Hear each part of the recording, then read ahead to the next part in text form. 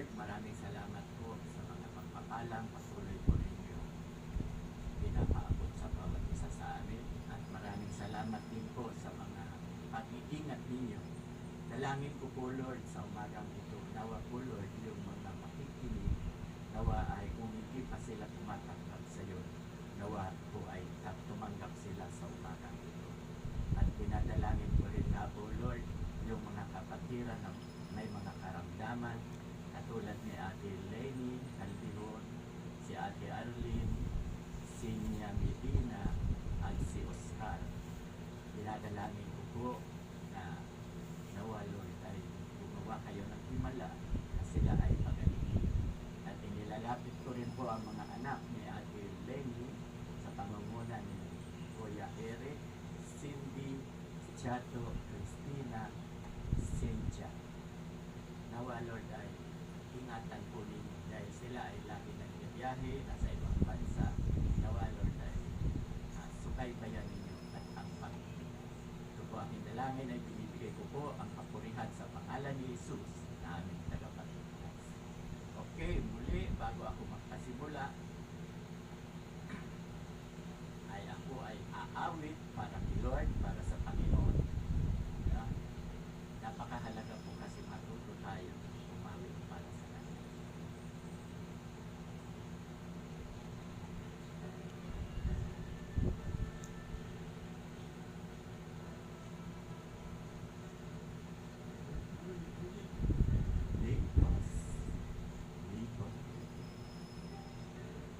I can see in the eye and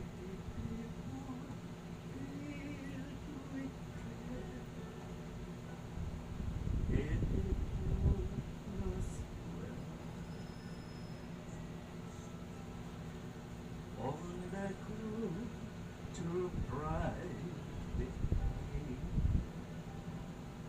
leaving me to believe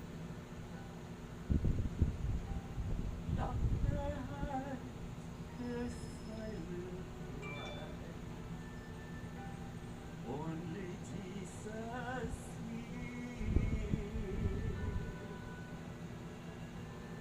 people need the Lord.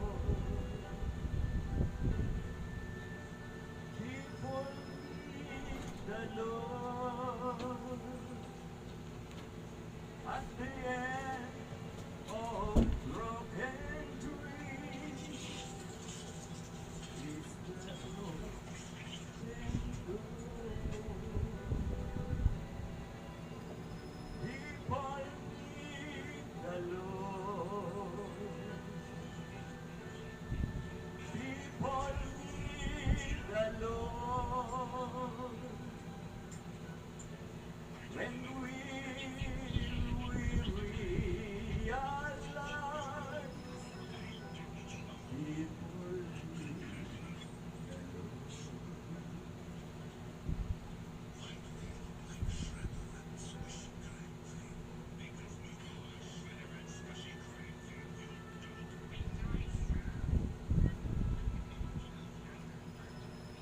We are called to take His life to those who are wrong since pride. What could be to take a cost for sharing life Hindi ko with nababasa. one who's Lord? Through His love, all the good they get, they must give a word of life. Only we can share.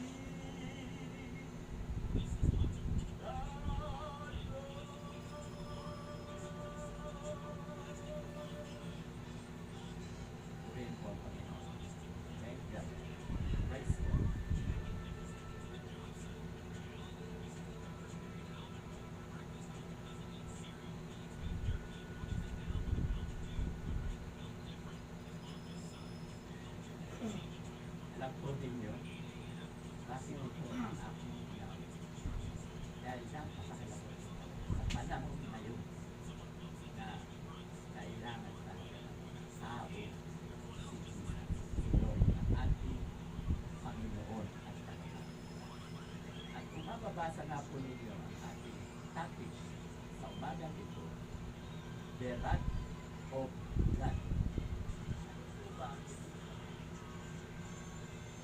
ng the wrath of God? Akala kasi natin, pagkabat totoo, God is love, mapagmahal. Pero, marunong din po siyang magalit. Sa Tagalog po ng wrath. For the wrath of God is revealed from heaven against all ungodliness and unrighteousness of men who hold the truth in unrighteousness. Sa Tagalog po, ang sabi, sapagkat ang pupot ng Diyos ay nahahayag mula sa langit laban sa lahat ng kasamaan at kalikuan ng mga tao na mga sinasawata ang katotohanan ng kalikuan. Okay, so sapagkat ang pupot ng Diyos, hindi naman sabihin sapagkat ang galit ng Diyos. Pero talagang pag sinabing pupot, galit na galit ang Diyos. Kaya nga, di ba, mapapansin natin na ipinakita na ng Diyos yung kanyang galit noon paman. Noon paman, di ba? Sa panahon ni Noah, sa 10 generasyon from Adam. Nang makita ng Diyos, mababasa po natin sa Genesis chapter 6, verse 6. Ano po ang sinasabi ng Diyos? Sabi niya, Noah, nagsisi ako. Bakit ko pa nilalang itong mga taong ito? Labis na silang makasalanan. Ikaw na lang, Noe, ang matuwid. Ikaw na lang ang naniniwala sa akin, sabi ng Diyos. Ikaw na lang ang sumasampalataya. Kaya, ang utos niya, gawa ka ng tao, kasama mo ang pamilya mo, pati manugang, pati asawa, at magdala ng pair by pair na. Eh, nangyari na. Natunaw. Dahil galit ang Diyos sa masasama. Yung binasa ko, the wrath of God. Mababasa po yan sa Romans chapter 1, verse 18. Ulitin ko po. Sapagkat ang pupot ng Diyos ay nahahayag mula sa langit laban sa lahat ng kasamaan at kalikuan ng mga tao na mga sinasawata ang katotohanan ng kalikuan. So, galit. Ang dami po yan. Kaya kung babasahin po natin sa Bible, God is love, pero disciplinarian po. Naulit, diba, Sodom and Gomorrah, silot na lamang ang nananampalataya, kaya inunaw din ang Sodom and Gomorrah City. City po yung dalawang yan. Sinunog ng asopre.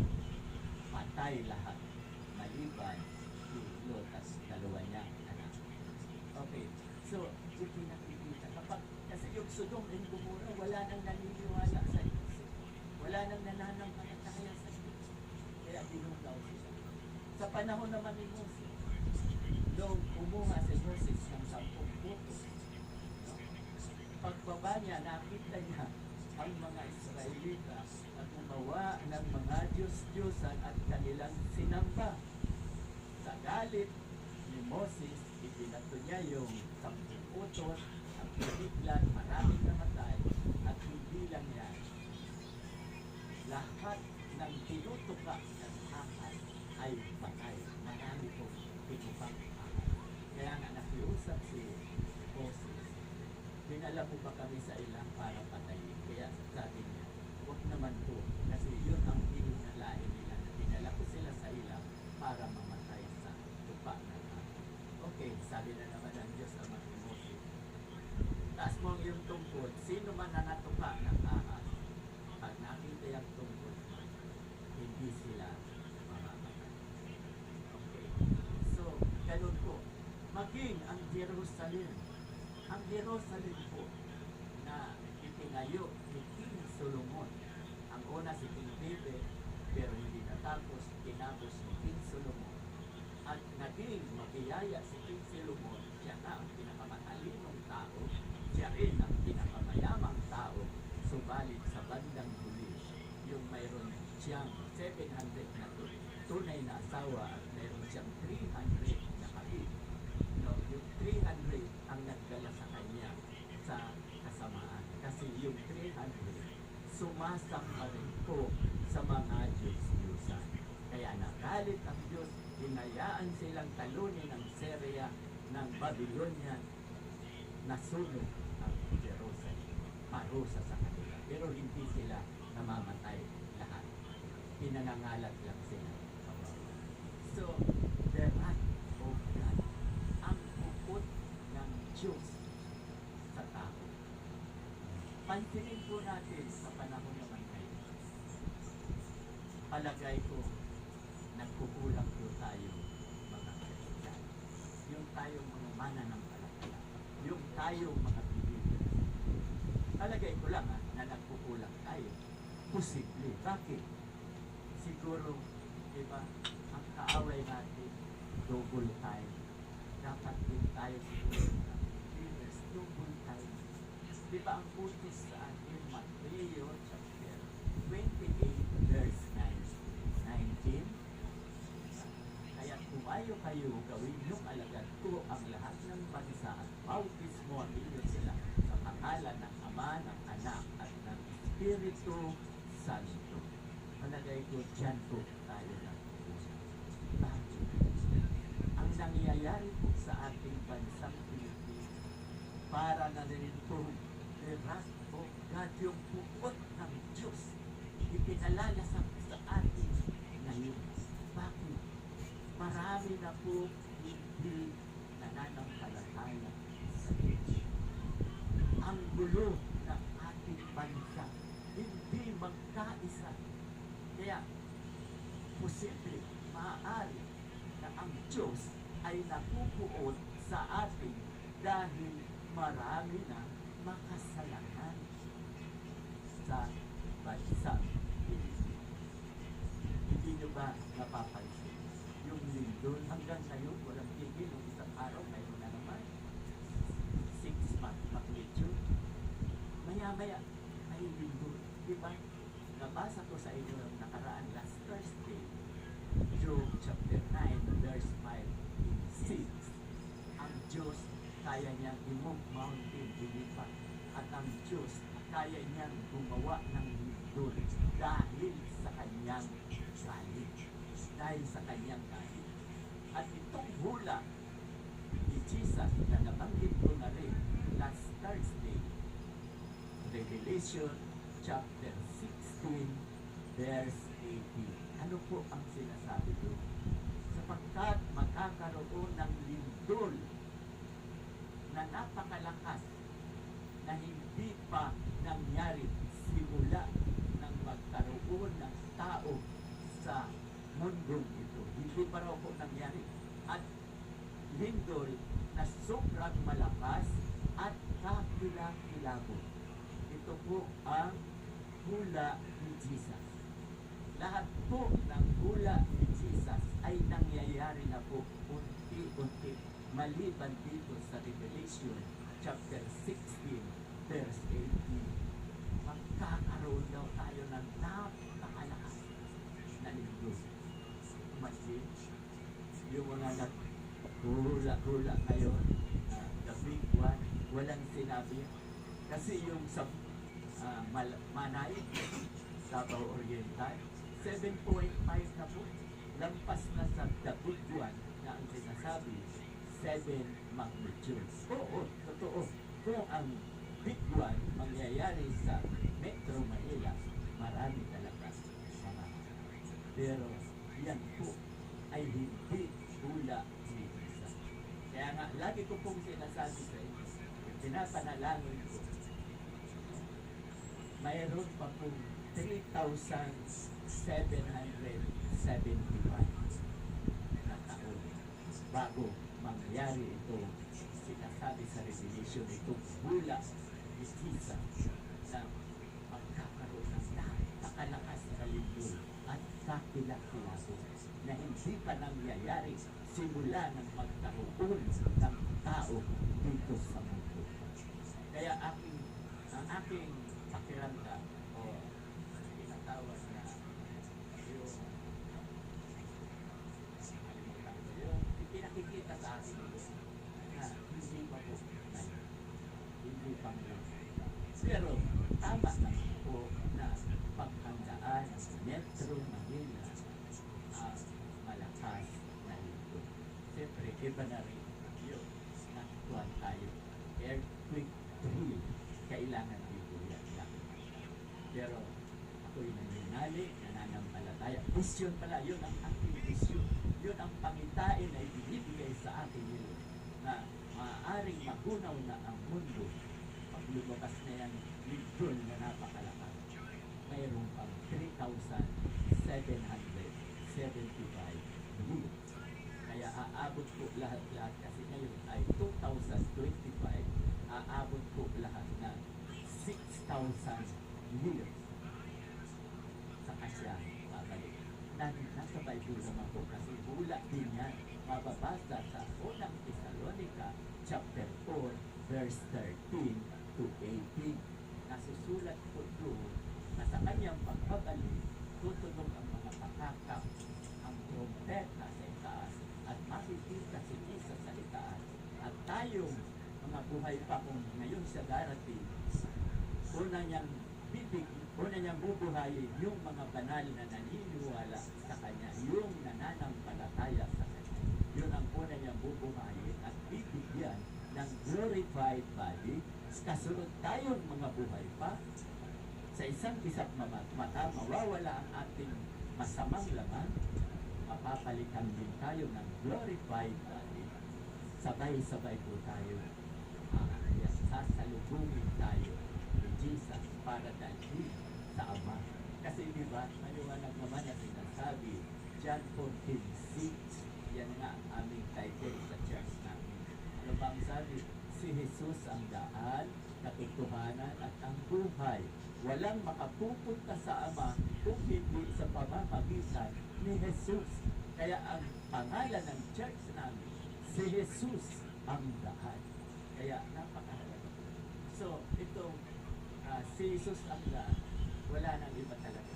Si Jesus po ang magdadala sa ating nananampalataya sa Kanya sa Ama, sa langit.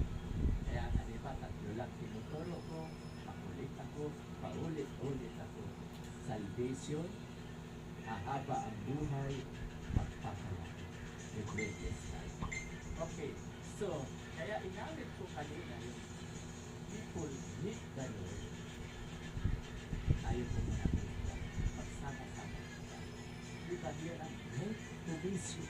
Yan ang napakahalagang purpose ni Jesus na umayo gawin natin alagan niya ang lahat ng bansa. Paano ba? Diba, lagi kong makulit ako, lagi kong sinasabi. Paano natin matadala ang ibang bansa tayo rito nakakaya.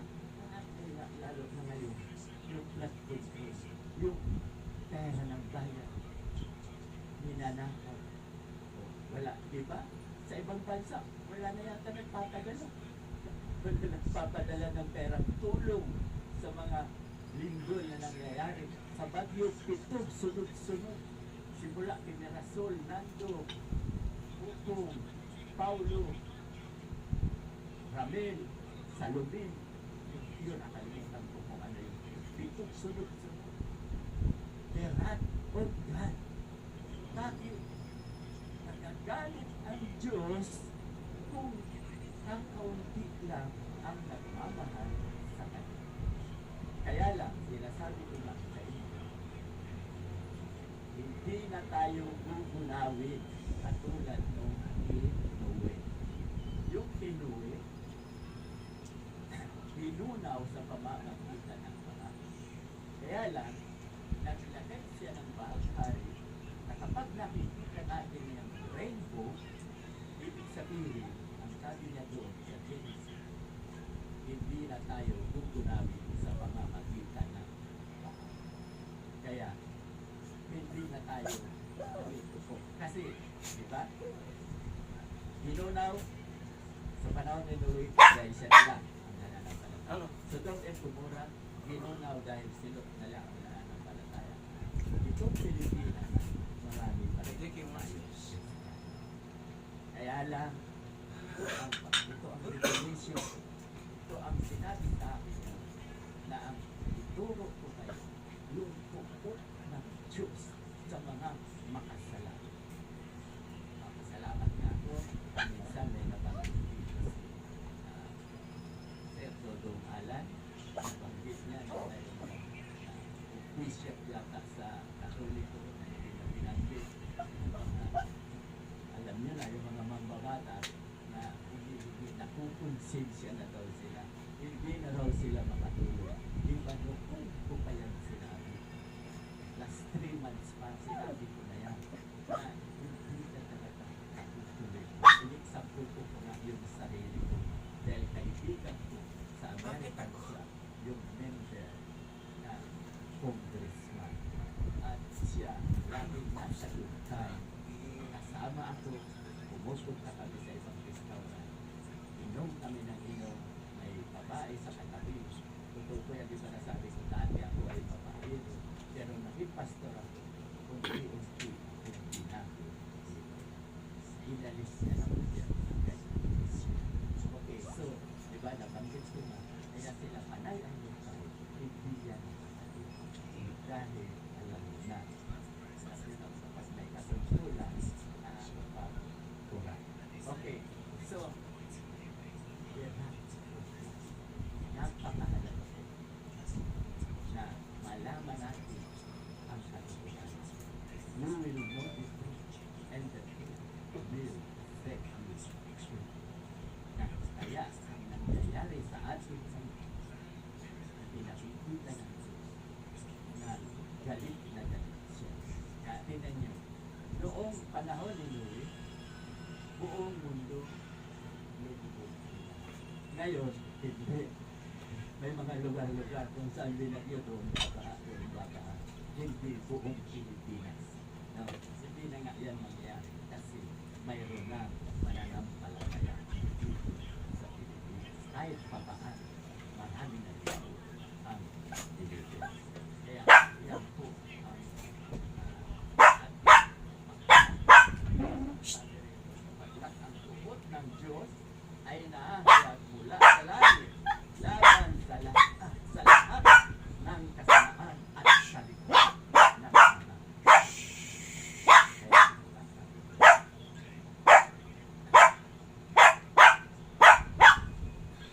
mga believers, mga mananampalataya, double time. Pumayo tayo. Tulad nito, change at magpapasalamat ako sa meron ako.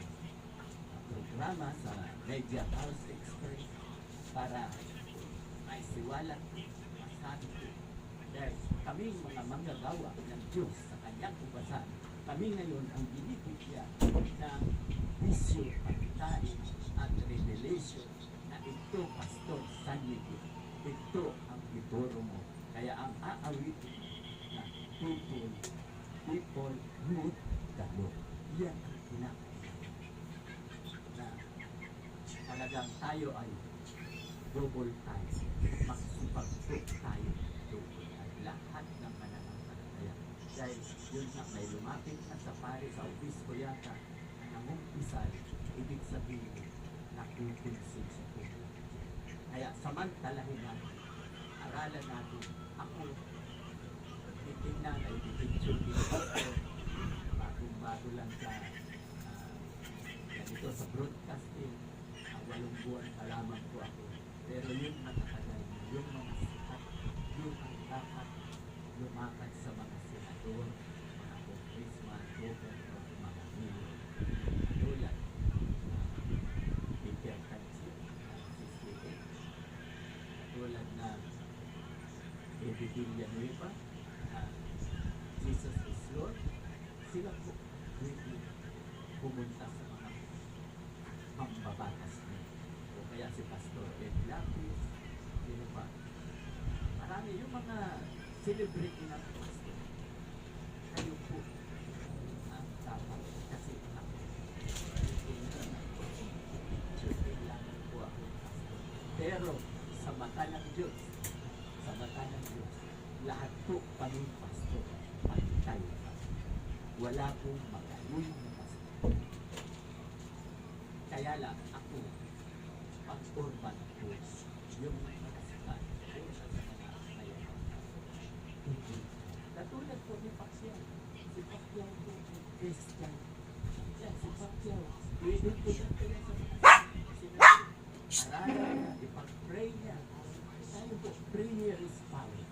Ang panalangin po natin ay makapangyari. Kaya nga, lagi kong sinasabi, yung mga mahal nyo sa buhay na makukulit, na yayayain na, na magsama sa Diyos, ay sa kana, wala akong panahon dyan. Pag pinulit ko yan, no, lalayuan. Lalayuan ka. Ito po ang technique. Ito sa inyo. Prayer is power. Makapangyarihan po ang panalangin. Ipanalangin mo yung gusto mong madala mo kay Lord. 1 month to 2 months, saka mo siya lapitan dahil ang Holy Spirit, ikilos siya kahit nakikinig yan sa mga prayer natin, sa panalangin natin, nakikinig ang Holy Spirit. Pag nalapitan nila ng Holy Spirit, paglapit mo, sika tayo, sasama. Kaya, yung kulit, lalayuan tayo, lalo na yung kilala. Pero, kulitin mo si Lord sa panalangin. Kailangan natin na makulit sa Panginoon. Kasi ang Panginoon, kapag nakulitan, binibigyan. Tandaan niyo, si King Saul, ayaw ni Lord, si King Saul, yung kauna-una ang hari. Kauna-una ang hari, King Saul. Kaya lang, makulit ito mga tao. Sabi niya, Propetan Samuel, mga anak mo, nadadala sa sungol, mga nasusungulan din sila, kaya noon pa yung sungol, noon pa. Nasusungulan, kailangan namin ng hari. Eh, sabi nga ng Diyos, sabihin mo sa kanila, di ang mga lalaki nilang anak, gagawin kong sundalo, mga babae sa bidura. Gusto ka nila? Eh, talagang gusto. Hindi ka. Eh, ang gusto ni Lord, si King David, si Haring David, kasi si Haring David, lahi ni Judah. Eh, si King Saul, lahi ni Benjamin, na anak ni Jacob sa pang-12. 12 anak. Si Judah ay pang-4 na anak ni Jacob. Ang una si Ruben, pangalawa Simeon, pangatlo Levi, pang-4 Judah. Kaya, nalagay po sa downline, mabasa po niya sa Matthew chapter 1, verse 1 to 17, si Judah po ang nasa downline. Sa 12 anak ni Jacob. Si Joseph wala, si Benjamin wala, si Nephtali wala, si Dan wala, yung mga nito yung tatlo wala, si Judah. Kasi itong si Judah, ang downline po ni Judah, no? Si Jesus. Si Jesus po ang downline. Matthew chapter 1 verse 17.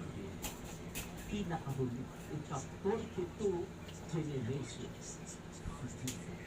Kaya si Jesus po ay King of Kings. Hari ng mga hari. So nasunod yung gusto ni God na ang hari, diba si Judah, ang unang-unang hari, si King David, sumunod si King Solomon, sumunod yung anak ni King Solomon, downline si Haring Akas, si Haring Hezekiah, hanggang si Jesus. Kaya si Jesus. Okay, so, ipinakikita ko lamang po kasi na tayo dapat makulit Diyos. Prayer is power. Kung gusto mo ng kagalingan ng iyong karamdaman, naniwala ko, pagagaling. Pero, doktor, pumunta sa doktor. Kasi, hindi ko pwede yung extreme, yung mental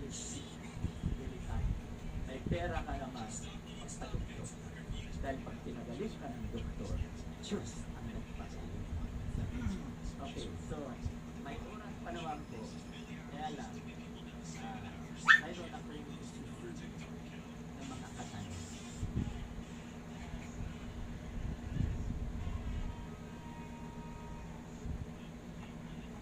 At least, nasabi ko na po, tayo, mga Kristiyano. Sabi natin silang Kristiyano dahil pag naging Kristiyano yan, siguro natatakot na yan. Makulimbat, nanangawin ng pera, ng bayan, makukonsensya yan. Kasi kapag Kristiyano ka na po, mayroon ka ng Espiritu na siya ang kukonsensya sa iyo.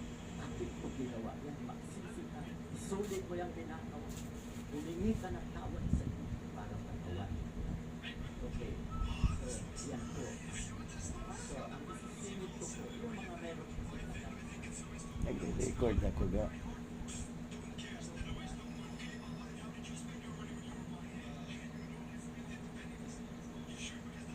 Paano po ba yung binanggit niyo? Last Thursday.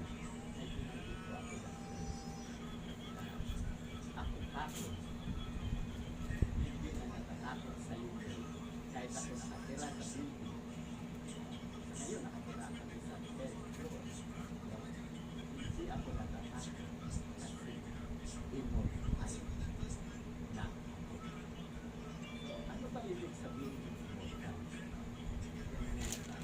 Ano ba? Pwede ko ba paki-explain Pastor Edgar? Ano ba itong immortal? Hindi ka na mamamatay.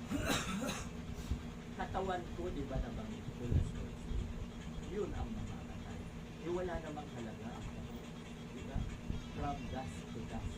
Alikabok tutulong sa alikabok. Mapapasa sa mga nalang. Chapter 12, verse 7. Walang halaga. So, ang immortal sa akin, yung aking kaluluwa. Hindi na ito muling mamamatay. Kaya magbabasa ako ngayon sa Bible verse na ang dati patay tayo bunga ng kasalanan dahil sa kasalanan. Ngayon ay dahil nanampalataya tayo kay Jesus, naniwala tayo sa Kanya, yung patay natin kaluluwa ay nabuhay na forever. Walang hanggan at hindi na ito muling mamamatay. Babasahin ko po sa inyo. Sa John at sa Ephesians, maliwanag po, halos pareho lang. Sa 1 chapter 11, verse 25 and 26. Ano po ang sinasabi? Sa 25, sinabi sa kanya ni Jesus, ako ang pagkabuhay na magpuli at ang buhay. Ang sumasampalataya sa akin, bagamat siya'y mamamatay, gayon may mabubuhay siya. At ang sino mang nabubuhay at sumasampalataya sa akin ay hindi na mamamatay magpakailanman. Sampalatayanan mo baga ito ay wala ang pagkulang. Diba ang napakagandang paliwanag? At ang sino mang nabubuhay at sumasampalataya kay Jesus sa atin, sabi niya, ay hindi na mamamatay magpakailanman. Hindi katawan natin ang diba? Nung si Adan at Eva ay nagkasala, ang lahat ay nagkasala. At dahil ang lahat ay nagkasala, ang lahat ay pamatay. Kasi diba, ang pabayaran ng kasalanan ay pamatayan. The wages of sin is death. Romans chapter 6 verse 22. So, maliwanag po. At sasabihin sa Efeso, si Pablo po ang may sulat. Sulat sa Efeso chapter 2 verse 1, 3, 5, 8, and 9. Ang sabi po, at kayo'y binuhay niya nang kayo'y mga patay dahil sa inyong pagsalangsang na mga kasalanan. Binuhay daw po tayo. Kaya nga, nung kailan ko nabuhay yung nabuong agenda. yung mababasa po natin sa John chapter 3, verse 3 and 5. Ang sabi po doon, you cannot enter the kingdom of God unless you be born again. Diba? Dapat daw tayo panganak sa muli. Nagtanong nga si Nicodemo, ano bang babalik ba ako sa tiyan ng nanay ko para isilang na muli? Ang sabi ni Jesus, guro, kapamandi, hindi mo nalalaman yung sinasabi. Okay, so ganun po. At hindi lang yan. 2 Corinthians chapter 5, verse 17. Ang sabi na naman ni Pablo, ang mga nakipag-isa kay Kristo ay isa ng bagong nilalang. Wala na ang dati, siya ay bago na. Ang ibig sabihin, kung tayo po ay tatanggapin natin siya bilang Lord and Savior, nakipag-isa tayo sa Kanya, bago na tayong nilalang. Newborn, kaya diba sabi niya, hindi ka makakapasok sa kaharian ng Diyos hanggat hindi ka ipinapanganak na muli. At itong born again na ito, hindi ito religion. Ito ay utos ni Kristo. Born again. Pag nanampalataya ka, nakipag-isa ka kay Yesu Kristo, isa ka ng bagong nilalang. Pag bagong nilalang, wala ka ng kasalanan. Buhay ka na forever, hindi ka na muling mamamatay. Kaya nga, di ba, ano ang sabi niya sa Juan? No? Sinabi sa kanya ni Jesus, ako ang pagkabuhay na magmuli at ang buhay. Ang sumasampalataya sa akin, bagamat siya'y mamamatay, gayon may mabubuhay siya. At ang sino mang nabubuhay at sumasampalataya sa akin, ay hindi na mamamatay magpakailanman. Sinasampalatayan mo ba ito? Naniniwala ka ba? Naniniwala ako. Si Jesus po ang may sabi ito. Hindi na tayo mamamatay magpakailanman. Kaya dumating man yan, Revelation chapter 16 verse 18, na pinakamalakas na lindol at kakilakilabot na lindol na hindi pa nangyayari simula nang magkaroon ng tao dito sa lupa. Yan ang tunay na the big one. At yan ay hula ni Jesus.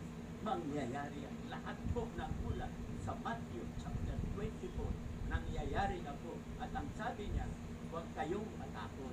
Mangyayari talaga ito. Pero hindi pa ito ang wakas.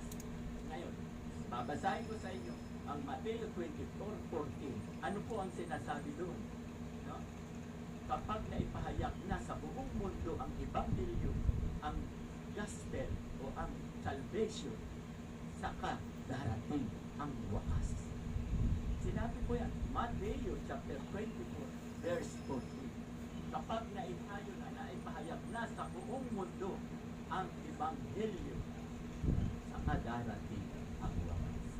Alam niyo po ba, diba, sabi ko na, dahil sa YouTube, dahil sa Facebook, halos buong mundo.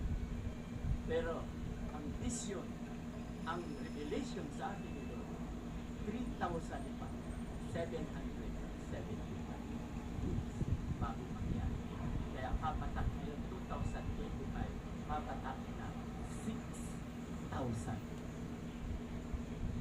Posible, hindi ko yan hula, hindi ko ako propeta. Wala nang propeta sa ngayon. Last prophet is Jesus. Kaya yung mga lumalabas dyan, nasabi niya, sila ay propeta. Huwag po kayong maniwala. Kasi mababasa po natin sa Deuteronomy chapter 18, no? Deuteronomy chapter 18, verse 15. Ano po ang sinasabi doon? Sabi ni ng Ama, Diyos Ama, wala kasi Jesus, hindi pa pinapangalan. Sabi niya, sinabihan niya si Abraham, sa lahi mo Abraham, lalabas ang propeta. Siya ang huling propeta na katulad ko. Yun ang sabi ng Ama. Di ba si Kristo ay Diyos? Kaya sabi niya, sa lahi mo Abraham, lalabas ang isang propeta na katulad niya. So, kaya Diyos din, si Jesus. At lahat na iuutos sa inyo ni Jesus, sundin niyo. Sundin niyo si Jesus. So, siya ang last prophet. So, mababasa rin po natin sa 21-22. Deuteronomy chapter 18, 20, 21, 22. Ano po ang sinasabi ko? Sabi niya, sabi ng mga tao, Paano po ka namin malalaman na ang propeta ay nanggaling sa iyo? Yun ang tanong doon. No? Ang sabi ni God, ang lahat ng hula po ng Diyos mangyayari. Mangyayari yan. Kaya yung hula ni Jesus, mangyayari po yan. Paano namin malalaman na hindi siya totoong propeta? Pakinggan po natin. Paano namin malalaman na siya ay fake na propeta? Ang sabi niya, sa 100 na hula niya, isa lang ang pumalpak. Isa lang ang hindi nangyari. Hindi siya totoong propeta. Kasi ang propeta, no, hindi nagtakamali. Lahat ng hula ng propeta na galing sa atin, mangyayari. At yung mga humuhula-hula, no, na mga mayayabang na nanghuhula para sumikat, magpakita, tulad nito sinasabing the big one, yung mga naghuhulang yan, at yung mga naghuhula na ikaw na ang susunod na Pangulo ng bansang Pilipinas. Mayroon po yan, dalawang propetang babae pa, na siya na daw ang susunod. Hindi naman nangyari. Ito ang sabi niya. 100 na hula, 99 tama, isa ang mali. Hindi yan totoong propeta. Dapat siyang patayin. Basahin ko. Deuteronomy chapter 18, verse 21-22. Dapat siyang patayin. Papatayin siya ni Lord. Kasi hindi siya totoong propeta. Ang propeta, the last prophet, si Jesus. Siya po ang huling propeta. Kasi pag mayroon pang propeta ngayon, nasasabihin niya, nahulaan ko to, propeta ako, no? Ang Bible, bubuksan uli, idadagdag siya. Kasi ang propeta dapat isulat sa Bible, nakasulat. Sarado na po ang Bible. Ang Bible po, hindi po pwedeng bawasan, hindi na pwedeng dagdagan. Kapag nagdagdag ka dyan, ikaw ay nasa ilalim ng sumpa. Susumpa pa ng Diyos. Mamamatay ka pa. So, sinasabi ko sa inyo ang katotohanan na wala ng propeta. Pero, hindi ko pinipilit na maniwala kayo na wala ng propeta dahil hanggang ngayon, marami pa pong pastor na naniniwala may propeta pa hanggang ngayon.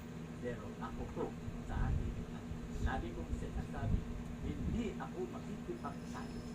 Dahil kapag nakipagtalo ako, tagal sanlibutan pa ako. Hindi ako Kristiyan. Mababasa sa Galatia chapter 5, verse 19-21. Ang mga taong bunga ng laman ay mahilig sa pagkampi-kampi, pagkabahabahagi at pagtatalo-talo. Kaya ako, diba, lagi kong sinasabi, ito ang revelation ni Lord sa akin. Take it or leave it. Paniwalaan mo or hindi, I don't care. Dahil ito ang message, ito ang mensahe na ibinigay sa akin. Last prophet is Jesus. Wag na po tayo maniwala. Ito ba yung sikat noon? Nostradamus ba yung Nostradamus? Dati naman hindi nangyari, pero ang kami nahulaan. Hindi nang totoong propeta at wala sa Bible. May bababasa pa kayo sa Bible na Nostradamus? Wala. Ang pinakahuling propeta sa tao, si John the Baptist sa tao. Ito ka naman, dual naman kasi si Jesus. Siya ang last prophet dahil siya ay totoong Diyos at totoong tao. Kaya Diyos siya. Kung hindi si Jesus ang last prophet, si John the Baptist. Yun ang huling propeta sa tao. Pero ang pinakahuli, si Jesus. Kasi ang dami niyang ulat. Matthew sa Revelation, yung pahayag ng Diyos. Maraming pagiging nangyayari sa Revelation. So, hindi ko pagkakatagalan. Dahil nakikita ko, mayroon na lamang 6 na minuto. Marami pa po akong sasabihin dadagdag sa susunod. Pastor, ano ba yung carnal Christian? Papaliwanag ko rin. Yung carnal Christian. Kinapos na po ako sa oras. So at least, maaaring may natutunan naman kayo.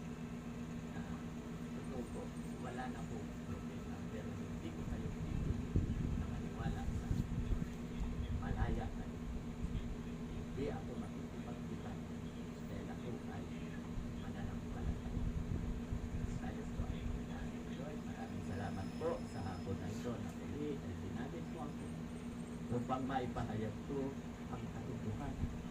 Kapag yung kayo po ay napupuot na kapag ang tao po ay makasalanan na at tumagawa po kayo ng disciplinary action, katulad nung paglibol, katulad nung nangyari kay Noe na wala nang naniniwala sa iyo, katulad ng Pilot, Sodoma at Gomorra na wala nang naniniwala sa iyo, yung lunaw po ninyo. God is love, pero disciplinary yan po kayo. Kaya itong nangyayari po sa amin ngayon sa bansang Pilipinas, alam ko po na nagagalit pa. Kaya nga, ang sabi ko sa akin, sabihin ko sa lahat ng Christians, sa lahat ng believers, double time, magsipak po kami. Yun ang utos ko sa akin. Dahil kailangan ko kami para hindi kami makaranas ng lindol, hindi kami makaranas ng mga ano-ano pa mga kalabagay. Pati nga ang bulkan sa ngayon nagkakalit. Kaya alam ko, Lord, dera bulkan ay napupuot sa mga taong makasalanan. Kaya double time kami pananampalataya na makahinala yung mga walang Diyos, yung mga masasama, mga makasalanan.